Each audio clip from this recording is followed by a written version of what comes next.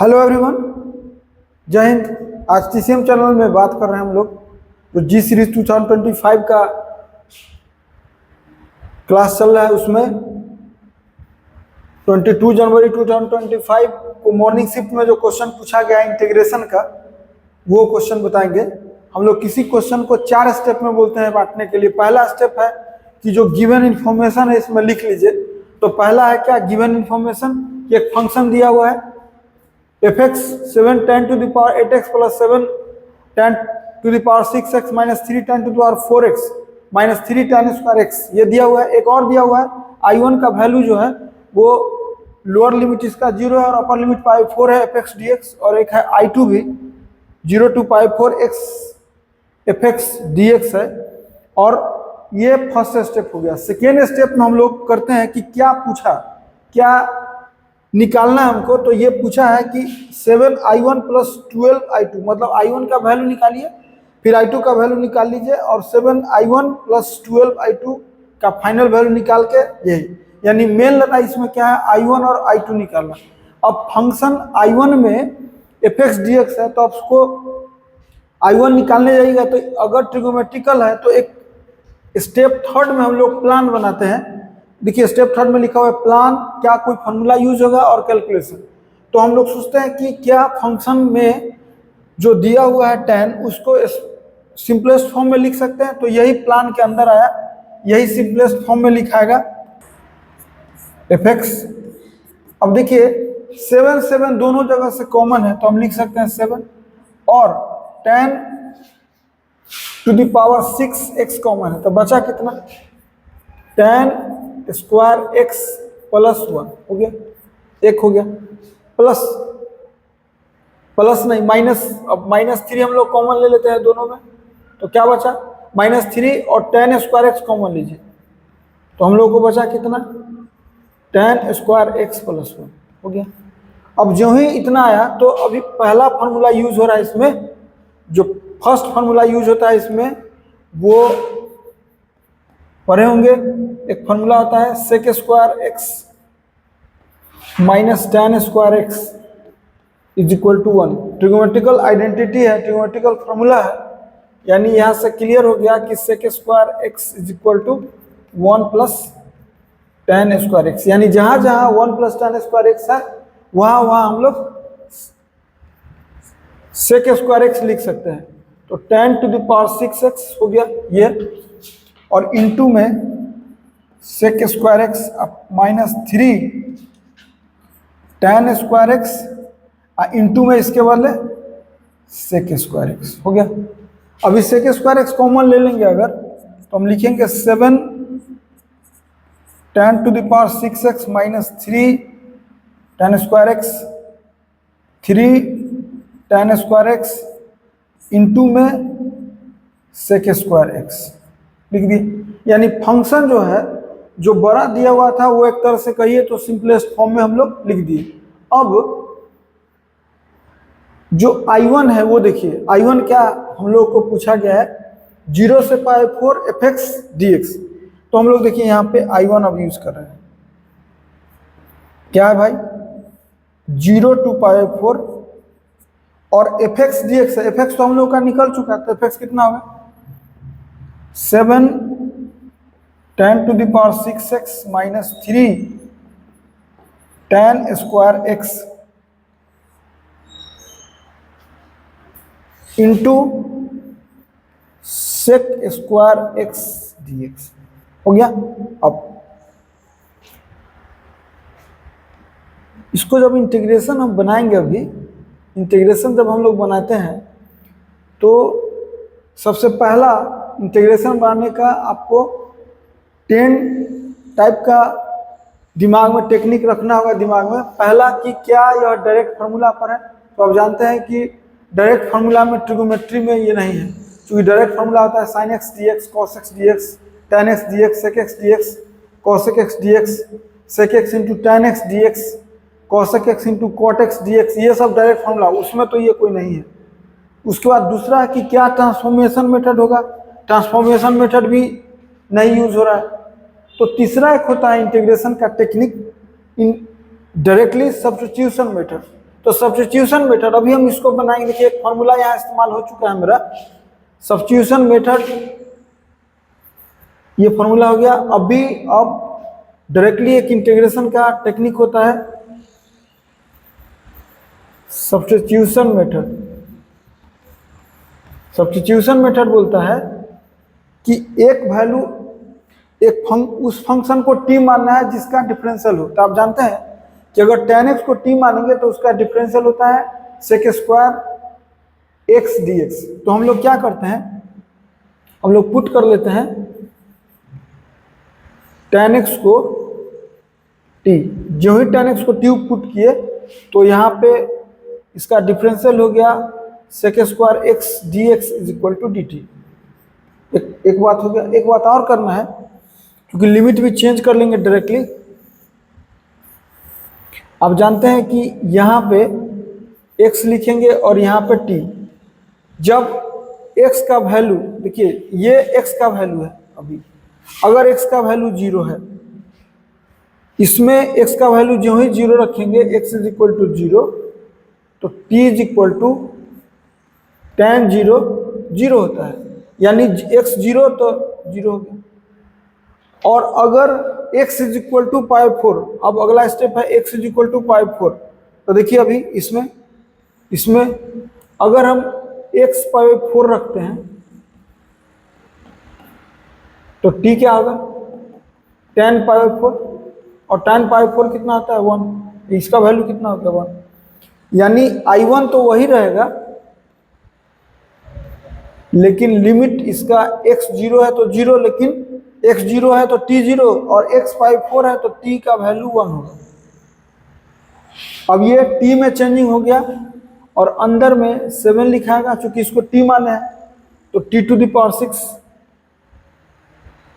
Minus 3t square, और ये sec square x dx, इस पूरे के बदले हम लोग dt लिख देते हैं। इस पूरे के बदले क्या लिख दिए, dt। अब ये सिंपल इंटीग्रेशन आ गया। आप जानते हैं कि इसका अब इंटीग्रेशन ज़्यादा कोई टफ नहीं है। इंटीग्रेशन में अब देखिए फिर एक फॉर्मूला यूज हो रहा है इंटीग्रेशन का, यहाँ का देखिए x to the power n dx क्या होता है, x to the power n plus 1 by n plus 1 plus c constant. तो उसके हिसाब से अगर हम इसका इंटीग्रेशन करें, यहाँ देखिए आप जानते हैं कि दो का इंटीग्रेशन अलग अलग कर ले रहे हैं यहाँ पे। अभी हम इसको लिखेंगे 0 to 1 और 7t to the power 6 dt minus 0 to 1 3t square dt। अभी हम लोग क्या अलग दिखा देते हैं, अगर हम 7t to the power 6 dt का इंटीग्रेशन करें तो 7 तो कांस्टेंट है और t है, t का पावर 6 है, तो पावर जो रहता है उसमें 1 ऐड हो जाता है, तो यानी 7 हो गया, और जो पावर यहाँ रहता है वही डिनोमिनेटर में होगा, यानी यहाँ भी 7 हो गया और प्लस c, और ये कैंसिल आउट हो गया। तो या c1 कर देते हैं क्योंकि 2 है, तो ये हो गया t to the power 7 plus c1। और एक और है अभी कितना, 3t स्क्वायर dt, इसका इंटीग्रेशन निकालेंगे तो 3 स्क्वायर है तो power q upon 3 plus c2, यानी 3 कैंसिल हो गया, तो क्या हुआ tq प्लस c2। अब जानते हैं कि कांस्टेंट का कोई मतलब यहाँ नहीं है। अब इसको आप, ये I1 है, ये I1 है, अगर इसको आप डिफिनिट इंटीग्रेशन सॉल्व किए होंगे तो होता है डिफिनिट इंटीग्रेशन बनाने का तरीका, पहला कि इंडिफिनिट निकाल लीजिए और उसके बाद लिमिट उसमें रख दीजिए। तो इंडिफिनिट तो इसका निकल गया कितना, t टू द पावर 7, ये हुआ 0.7 माइनस इसका भी निकल गया कितना, t टू द पावर 3, और ये इसका भी लिमिट कितना 0 to 1 हो गया। अब आप इसका वैल्यू निकालिए, I1 is equal to t के जगह एक बार 1 रखेंगे तो 1 to the power 7 minus 0 to the power 7 minus 1 to the power q minus 0 to the power q, यानी फाइनली क्या हो गया 0, यानी I1 जो है हम लोगों का 0 हो गया। यानी यहाँ पर I1 का वैल्यू 0 गया खत्म। मेन लड़ाई किसका है? I2 का है। अब देखिए I2 हम कैसे निकालेंगे। अभी I2 अपना कितना है? I2 है x fx dx और 0 to π/4 ही। I2 भी वही है।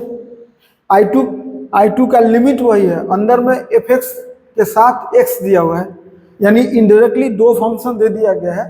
तो आप अभी इसको अगर हम लिखते हैं is equal to 0 to π/4 x और fx का वैल्यू कितना है हम लोगों का?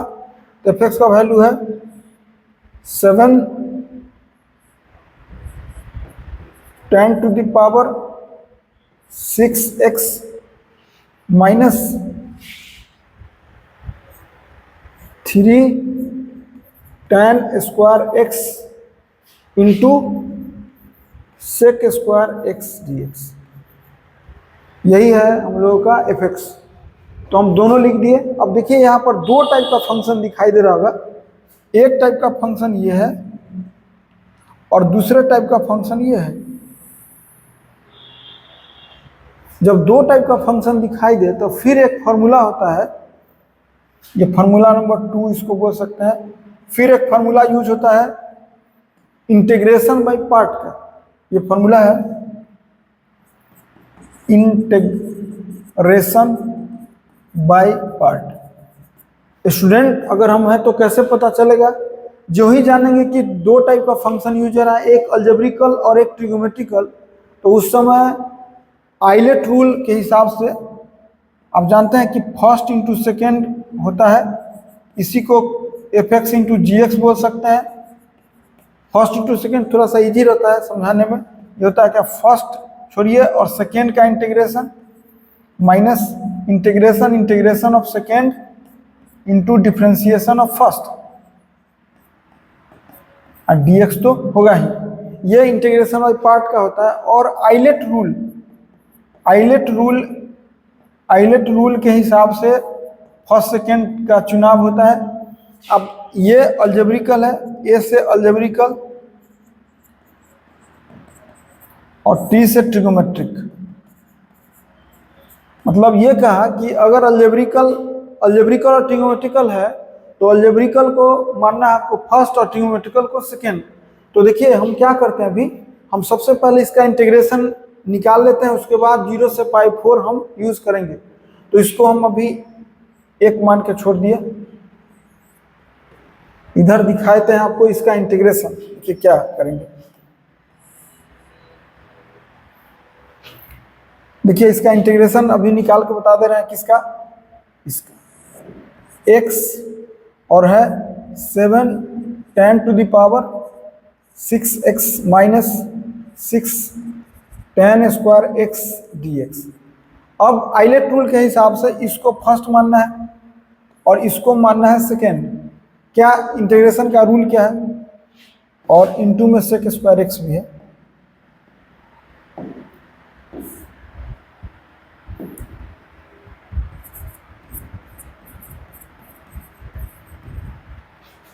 अब इसको मानना है, इस x को फर्स्ट और इसको सेकेंड मानना है इस फंक्शन में। तो हम लिखेंगे क्या रूल है? फर्स्ट को बाहर, देखिए यहाँ पर लिखा हुआ है फर्स्ट को बाहर, और इंटीग्रेशन ऑफ सेकेंड किसका? तो इंटीग्रेशन किसका? 7 10⁶x minus 6 tan² x into sec² x dx। ये हुआ इंटीग्रेशन इसका। माइनस फिर इंटीग्रेशन ऑफ इंटीग्रेशन सेम कितना? 7 10⁶x minus 6 tan² x into sec² x dx हो गया। इंटू में इसी में डिफ्रेंसिएशन ऑफ फर्स्ट, तो सेकेंड का इंटीग्रेशन हो गया। डिफ्रेंसिएशन ऑफ फर्स्ट, तो फर्स्ट तो x है और साथ में हो गया dx। अब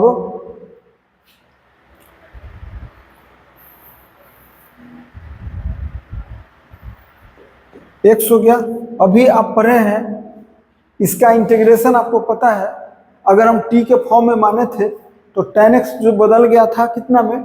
7 t⁶ माइनस 3t² dt के फॉर्म में, और इसका इंटीग्रेशन करके आया था t to the power 7 minus T to the power q। तो हम इसको लिख सकते हैं, इसका integration t to the power 7, t to the power 7। देखिए अभी इसका इंटीग्रेशन क्या है, अलग बता रहे हैं, इसका इंटीग्रेशन अलग आ चुका है कितना, t टू द पावर 7, यहाँ पे लिख दे कहाँ हम, यहाँ देखिए इसका इंटीग्रेशन निकल चुका है मेरा 7 tan to the power 6x minus 3 tan square x sec square x dx का इंटीग्रेशन निकल चुका है।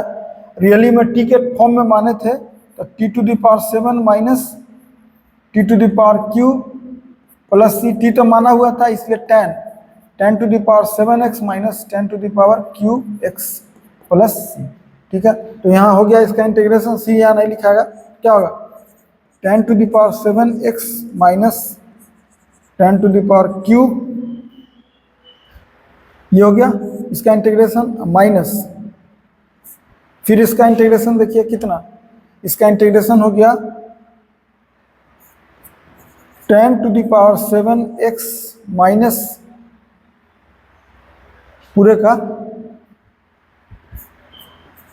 tan to the power qx, x का डिफ्रेंसिएशन 1 इंटू 1 इंटू dx, ये हो गया।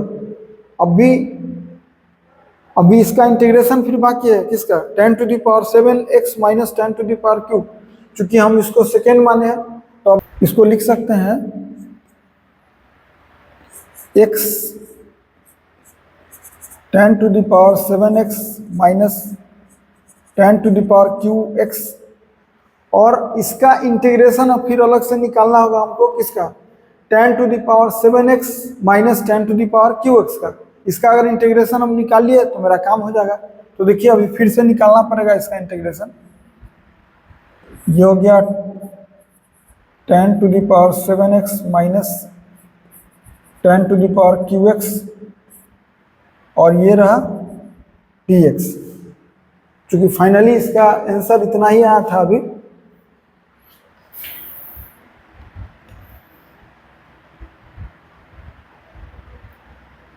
अब tan टू द पावर हम देखिए अब इसको बनाएंगे किस तरह, हम यहाँ से फिर इसमें tan स्क्वायर कॉमन ले लेते हैं तो क्या होगा, tan to the power 5x minus tan, या tan q कॉमन ले लीजिए, tan q कॉमन लेंगे तो यहाँ आ जाएगा tan to the power 4 minus 1 into tan to the power q, tan to the power q को लिख सकते हैं tan x into tan square x dx, और इसको बढ़ाएंगे तो इसको लिख सकते हैं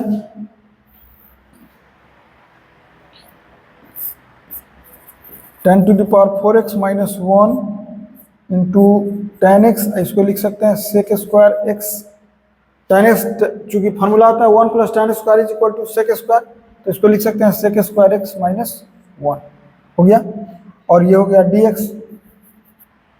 अब इसको लिख सकते हैं फिर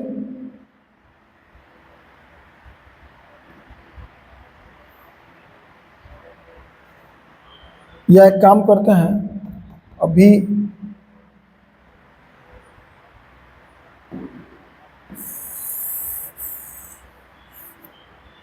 और तोड़ते हैं इसको लिख सकते हैं tan टू द पावर 4 को, देखिए हम लिख सकते हैं इसको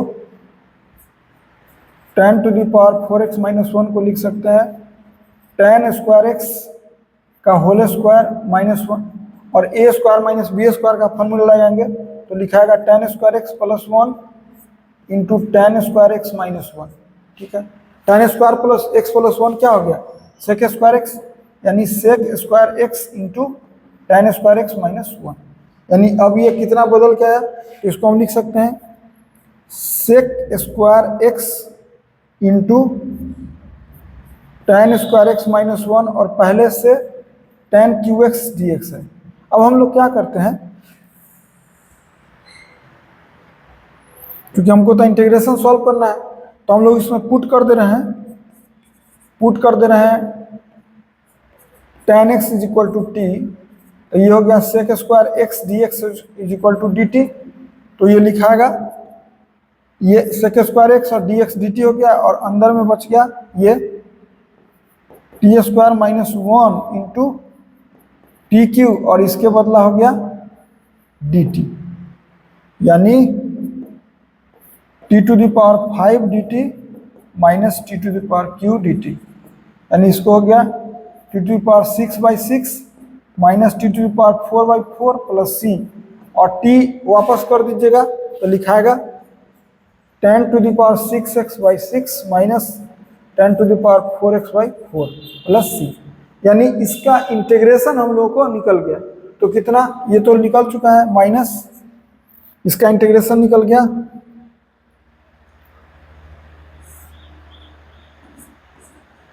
10 to the power 6x/6 minus 10 to the power 4x/4, और सी एक पूरे में कॉमन कर ले रहे हैं अलग, यहाँ C3 कर दें चूंकि ऊपर C2 भी यूज हो चुका है। इसका इंटीग्रेशन निकल चुका है कितना, इसका इंटीग्रेशन निकल चुका है यही पूरा x 10 to the power 7x minus 10 to the power qx, एक इंटीग्रेशन ये निकला, और minus 10 to the power 6x/6 और plus 10 to the power 4x/4, ये हो गया पूरा। और यहाँ अब 0 से π/4 में होगा, ये सॉल्व कर लेंगे तो मेरा काम हो जाएगा अब आराम से।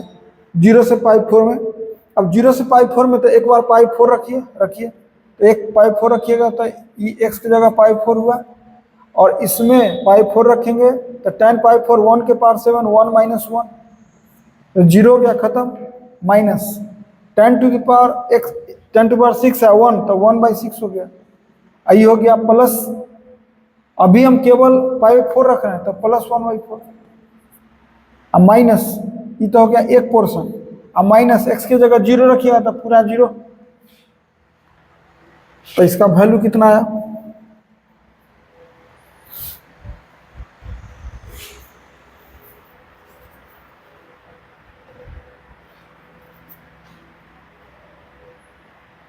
इसका वैल्यू हो गया ये तो 0 हो गया, और ये 4 और 6 का हो गया 12, तो ये 3 - 1 यानी ये हो गया 1/12। अब देखिए इसका यानी फाइनली I2 कितना आया हम लोग का 1/12। I2 जो ही आ गया 1/12, तो यहाँ से I1 आ चुका है मेरा। तो अब देखिए फाइनल आंसर कर रहे हैं 4 में, step 4 final answer 7I1 plus 12I2। 7I1 का वैल्यू 0 प्लस 12I2 का वैल्यू 1/12। 12 से 12 कैंसिल आउट हो गया, फाइनली क्या हुआ 1। तो इसका आंसर कितना होगा 1। यह है फाइनल आंसर। तो आज के लिए इसमें इतना ही, थैंक्स।